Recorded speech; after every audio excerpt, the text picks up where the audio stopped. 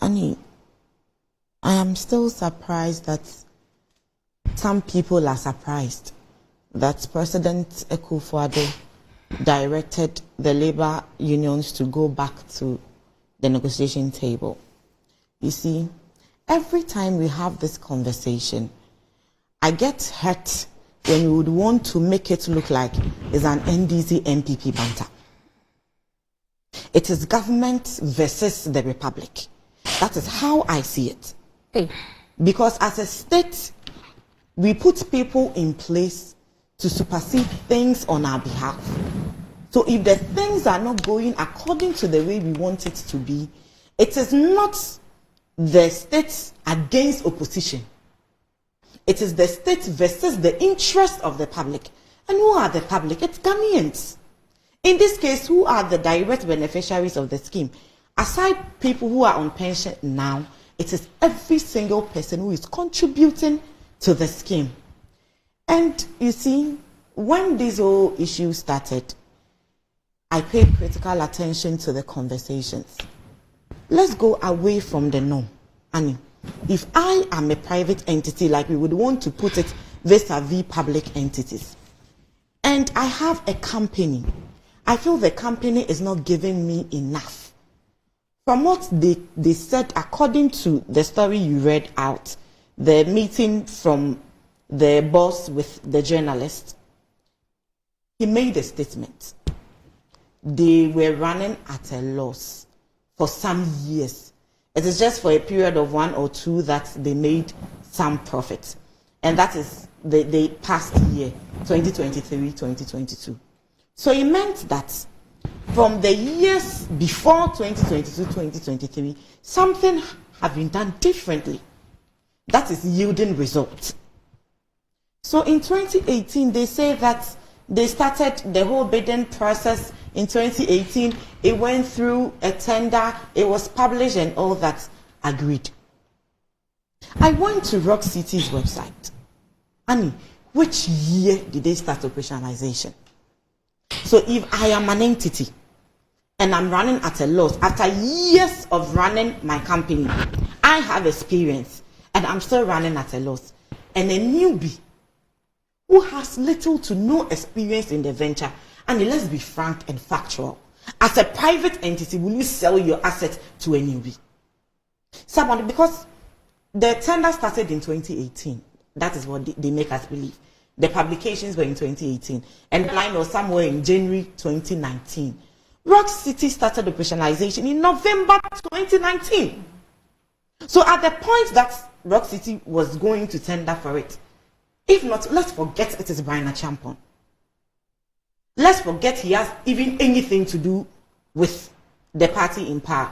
Let's look at it from the business perspective. Somebody who is in charge of running an entity that is supposed to make ends and pay pensioners.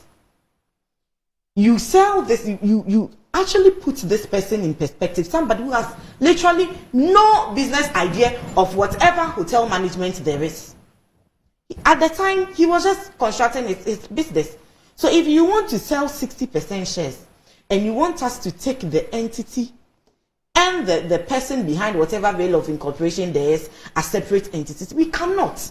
Because if it was any ordinary Ghanaian, I don't think they would have agreed. Let's say you went to bid. You don't run any hotels. You are now building. You think they would have sold it to you? No. Because you have no experience in running it. So that conflict of interest and taking Brian as an entity away from Rock City is neither here nor there. Because I feel that the whole process, it was a certain mechanization to favor certain entities. I was surprised when the former chairman said that his son bidded over 150 to 200 million. How much did Brian offer? So if there was actually another person who bidded more than Brian, why give it to Brian? Because the argument even has been that Brian bidded highest. So if now the national, and I want to say this on record, he's in court dragging somebody for defamation, then it means that he's a credible source that we can hold credible. 200 million, and we gave it to somebody who paid around 60 something.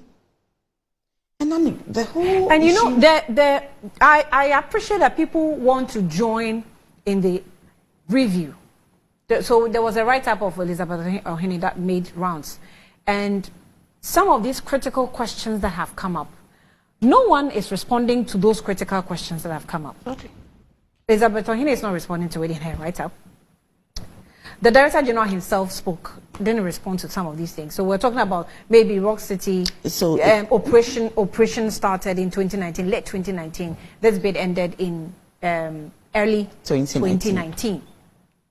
No one is responding to that. So we want to reconcile all these bits and pieces that are coming up with at least the information the MP is gathering, so that we put it together and say it is fair or it is not fair. But no one is responding to it. And we want to just brush it aside and go and sit and say, oh, we are renegotiating. What are you renegotiating? And what I find amusing with the first engagement the boss did was that if we have an issue with the way you have run an entity, and you would want to justify everything to us, I was expecting a certain cost-benefit analysis. Yeah. Okay, so these are the stakeholders. We are having a stakeholder engagement, fellow Ghanaians. This is one approach we sought to, but this approach will cost us this amount. And because of this and that factor, this approach is not viable. So there was this other approach. We did this and that, ABC, blah, blah, blah. So with this one too, this is how it is going to cost us. And this is how much we will benefit from. And with whatever sale we want to do with the 60%, this is it. This is the liability. This is what we will gain out of it. Nobody has given us any cost-benefit analysis. So it is strictly we are selling because we are not making any profit. We are selling because of... And one thing that I find so painful and heartbreaking with the kind of entities we put in place of government agencies is that you are not there just because you belong to a political party. No. You are there by virtue of the fact that they believe you are competent. That is why you are appointed. So if you are appointed, then the only solution you have to give is to sell. What I was thinking? If anyone will head any institution, run it down and we sell it, then anybody and everybody can head an institution. Exactly. Just like we're selling Labadi Beach and the rest and say that they are not making profit. Then if Snit were to be a business, we'll sell it. Then because it's not one money. Ghana as a state, we are debt insolvent. Ghana as a state, whatever revenues we have, after paying our public servants, we are left with zero. And with other expenditure we have to undertake in our budget, we would have to sort for loans and grants. So should we wake up and say that Ghana as a state is not making it, we are selling it off to another country? Is that the logic? So I believe that with this, whatever cycle we are going through, it starts at this point. Nobody wants to answer, then it goes round and round and round and round and round and round. When we were kids, we said Kwekwanan's story. First story. The first story was that we have actually identified somebody who wants to buy a state property who we deem that there is a conflict of interest. The second story is that we have a whole board managing these things, and the board should come up with solutions rather than wanting to sell. So we end up selling everything, and what will Snit be left with? The third story is that Ghanaians went on the street to demonstrate, to call out the president we voted for, to actually listen to our plight and put a halt on it. Let investigations go further. Give other directive. The fourth story is that this CEO is new. Was he there in 2019? He wasn't. So if you are new and you have come, I actually thought it was a brilliant opportunity. What are the issues on the face of the paper? Bring your experts, because I believe that before they brought him from wherever to come and head this entity, they saw some form of capability. That is why they brought you. So bring whatever new things you want to bring on board and rescue it. Put a halt to it. And you see, when we move on to the fifth story, and this is where I get heartbroken. The fifth story actually is that it seems there is a fixed mindset. So no matter what you do, no matter what you say, whatever we have agreed to do, we will do. So if you are negotiating and they ask you to go back to the negotiating table, it only means two things. It's either you go to maximize your benefits or you go and you minimize your benefits. So the going back to the negotiating table has nothing to do with putting a halt on the wholesale. And painfully, Annie, we are looking at all of these things and thinking the sale is going to give us any form of revenue. But one thing I learned in one of my entrepreneur classes is that you as an entity should aim at getting a consistent flow of revenue. And where will SNIT get that consistent flow? If we take public servants out of it, public and civil servants who get deducted from the source out of it, the private entities, how many Ghanaians are involved in private businesses? They have workers. Do these people pay SNIT? Most people don't pay, and the argument is that last week I engaged a cake vendor, and the cake vendor has a very nice shop, and the person charges as much as 10,000 cedis for one engagement cake, and he has about 4 workers. So as I sat and I wanted to buy a dessert, I asked, do you pay SNIT for these workers that you have also? Oh, madam, you pay and you don't even see what they do with your monies. At the end of the day, I will grow old and you give me 300 Ghana cedis. What will I use 300 Ghana cedis for? So they will not pay. So whatever issues that we are having now, it is away from NDC versus MPP, the state versus opposition, and because it is opposition MP who is bringing up these issues, we should just rubbish it and let this sale go through. It has to do with the trust Ghanaians have in our public systems. So whatever the case is, Annie, President Nana Addo Dankwa Akufo-Addo, this is a plea as a citizen and not a spectator.